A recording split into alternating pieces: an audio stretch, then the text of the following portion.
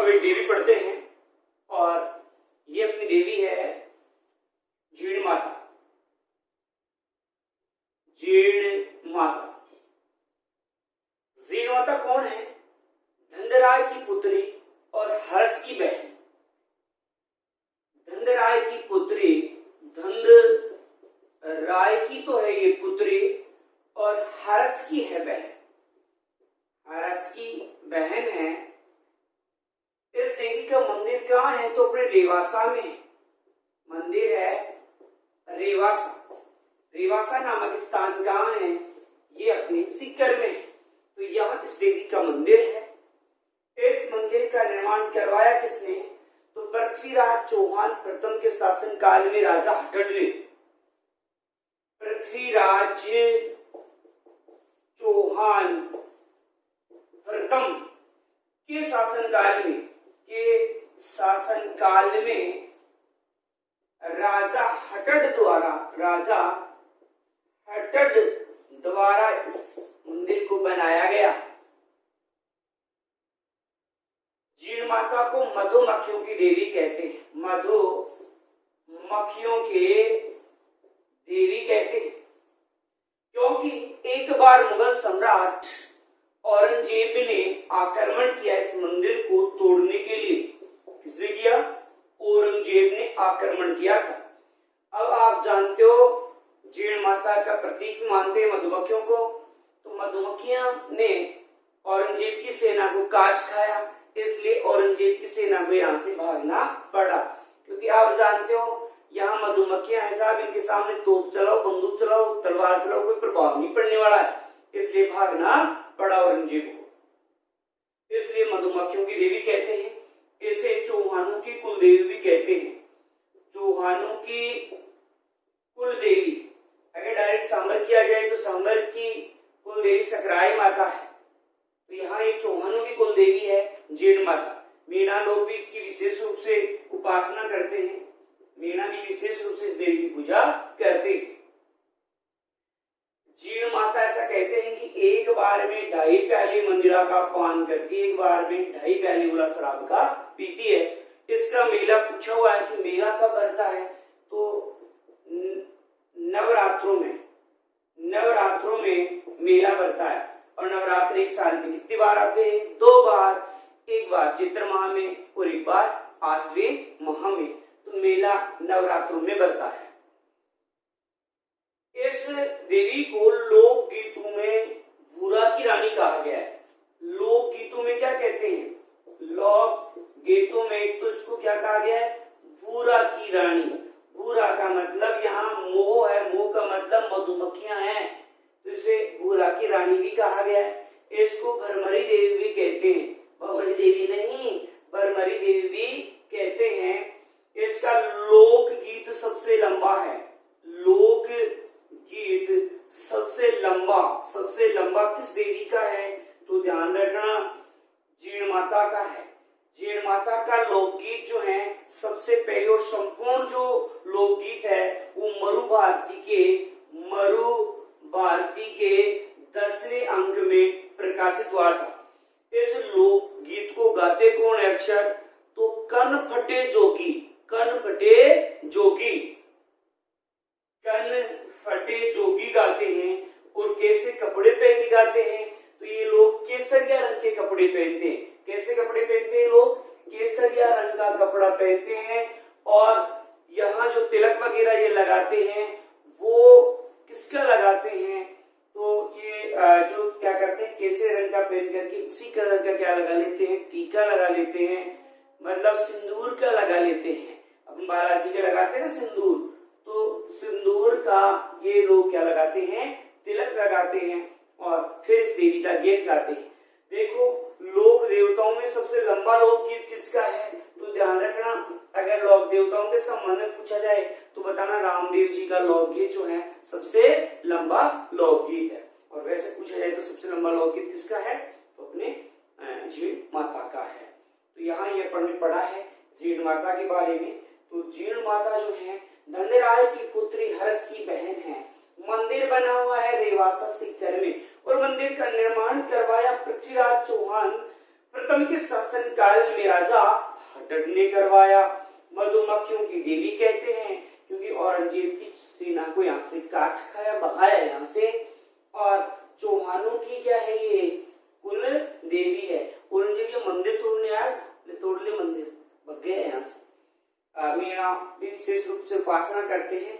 इस देवी का लोकगीत जो है सबसे लंबा है और लोकगीतों में से बूढ़ा की रानी कहा गया, बंगरी देवी कहते हैं। और सबसे पहले छपा किसमें, तो मरोबा आरती के 10 व्यंग में। गाते कौन है, जोगी गाते, कौन से जोगी, कंठपट्टी जोगी गाते हैं। और वो केसरिया रंग के कपड़े पहन के गाते हैं, सिर पर सिंदूर वगैरह लगाते हैं। और यहाँ अपन ने देखा एक बार में देवी 2.5 प्याले मंदिरा का पान करती है मेला नवरात्रों में। और लोक देवताओं में सबसे लंबा लोकगीत पूछे तो किसका है, अपने रामदेव जी का है। एक है बाण माता, बाण माता या इसी को बोलते हैं बायण माता।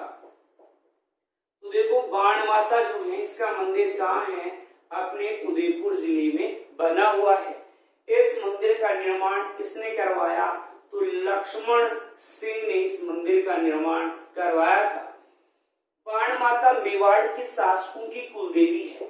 मेवाड़ के शासकों की कुलदेवी कौन है, तो ध्यान रखना मेवाड़ के शासकों की कुलदेवी है बाण माता है। जरूरी नहीं है मेवाड़ के शासक आए, प्रश्न ऐसे भी आ सकता है कि सिसोदिया वंश की कुलदेवी कौन है, तो सिसोदिया वंश की कुलदेवी पूछे तो भी यही कहना, जरूरी नहीं है सिसोदिया लिखा हुआ है, वहां आ सकता है कि गोहेल वंश की कुलदेवी कौन है, तो गोहेल वंश की कुलदेवी जो है वो है अपनी बाण माता। तो ये बाण माता या बायण माता एक ही बात है। इसका मंदिर उदयपुर में है। लक्ष्मण सिंह ने मंदिर बनाया था। मेवाड़ के शासकों की कुलदेवी है, या कहीं की सिसोदिया वंश की कुलदेवी है, या आपको की गोहिल वंश की कुलदेवी है। तो आपने देखा बाण माता का मंदिर उदयपुर में बनाया किसने, लक्ष्मण सिंह ने। मेवाड़ के शासकों की क्या है, कुलदेवी है। सिसोदिया वंश की भी कुलदेवी है और गोहिल वंश की भी कुलदेवी है। कोई सा भी प्रश्न पूछा जाए इनमें से, उत्तर आएगा आपका बाण माता। अब देखिए एक देवी है जिसका नाम है आपका बड़ली माता।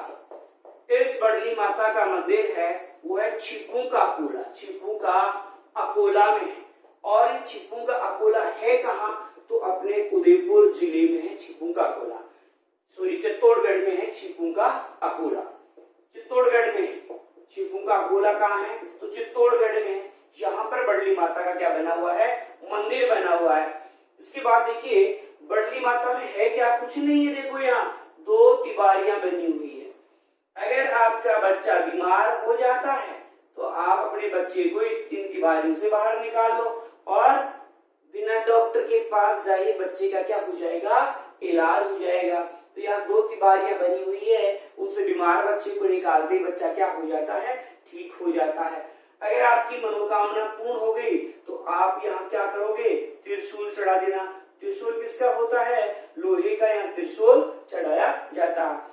वैसे ही बड़ली माता का जो मंदिर बना हुआ है वो बेड़च नदी के किनारे है। कौन सी माता, ये बड़ली माता का मंदिर कौन सी नदी के किनारे है, तो बेड़च नदी के किनारे है।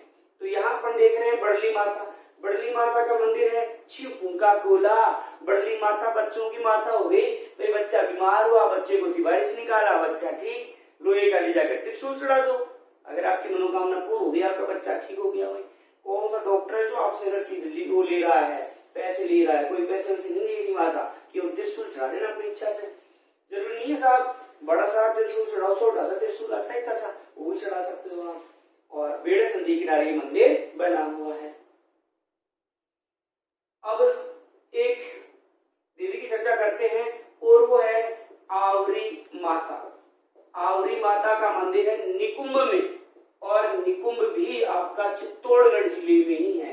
तो ये मंदिर भी चित्तौड़गढ़ में ही है। आवरी माता क्या करती है, लकवे से पीड़ित व्यक्ति का इलाज करती है। मतलब ये डॉक्टरनी साहब किसकी, लकवे की। अगर लकवा जाए तो इस देवी के जाओ। फिर सोच रहे गुरु जी हमने तो बुटाटी धाम का नाम सुना है। अरे सही सुना है,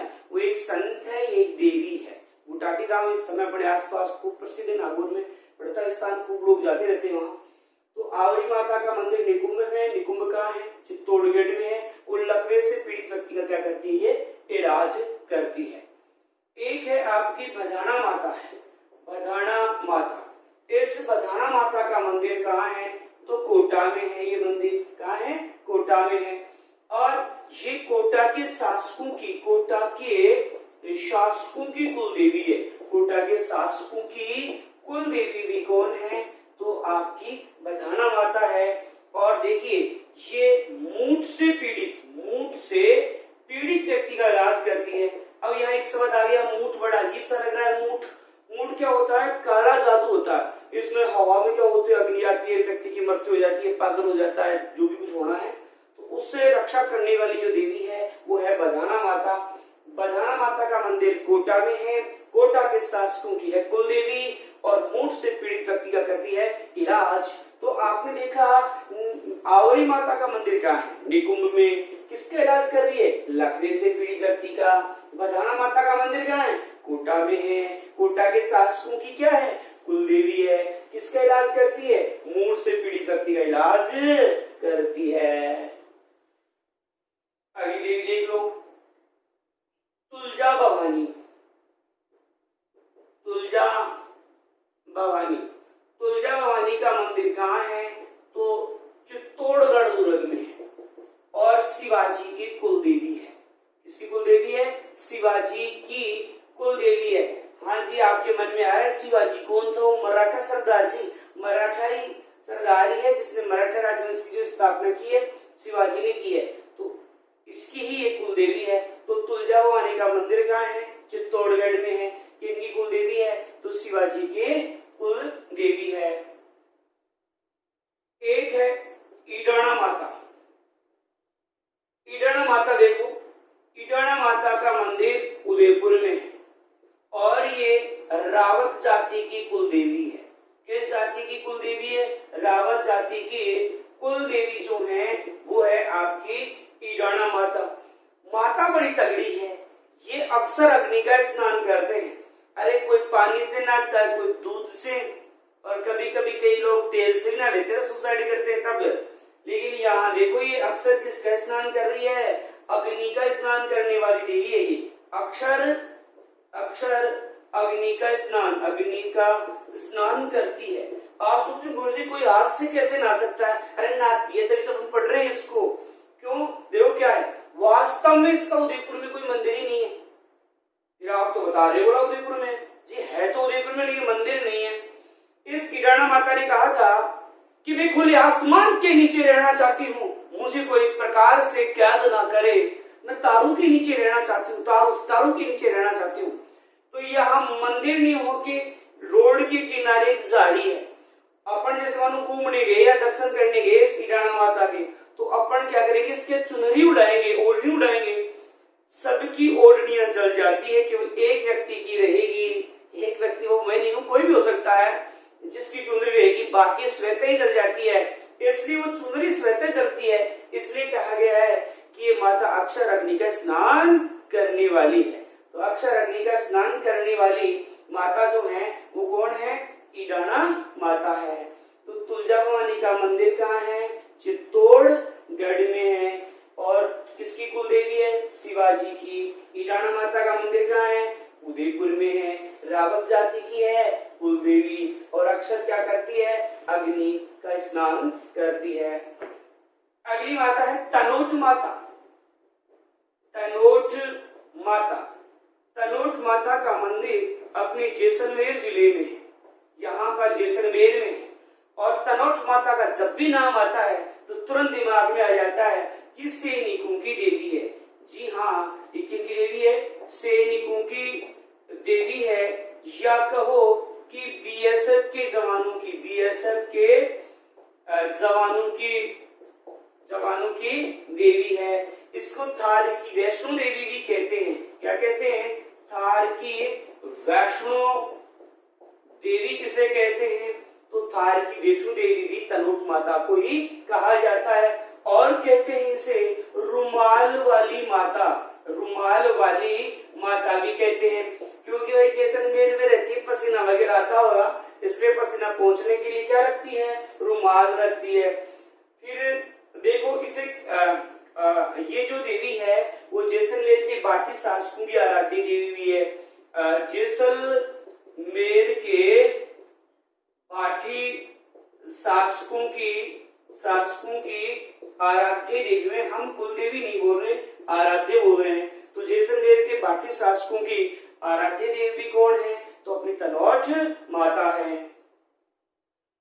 इस माता को अपन सैनिकों की देवी क्यों कहते हैं, क्योंकि 1965 में भारत पाक युद्ध हुआ था और उस भारत पाक युद्ध के समय इस माता ने अपना चमत्कार दिखाया था। पाकिस्तान ने जितने भी गोले गिराए थे, यहाँ एक गोला भी नहीं फटा। आज भी वो गोले सुरक्षित मंदिर में रखे हुए हैं। तो इसलिए कहा जाता है सैनिकों की देवी कहते हैं। मतलब पाकिस्तान वालों ने 1965 के युद्ध में जितने भी गोले गिराए थे ना, एक गोला भी नहीं पड़ा। इसलिए कहा गया है कि सैनिकों की देवी या बीएसएफ के जवानों के देवी है। तो अपने देखा तनोट माता का मंदिर जैसलमेर में सैनिकों की है देवी, बीएसएफ के जवानों की है देवी, तार की वैष्णो देवी, रुमाल वाली देवी, जैसलमेर के बाकी शासकों की आराध्य देवी, और 1965 के भारत पाक युद्ध में इस देवी ने दिखाया था चमत्कार।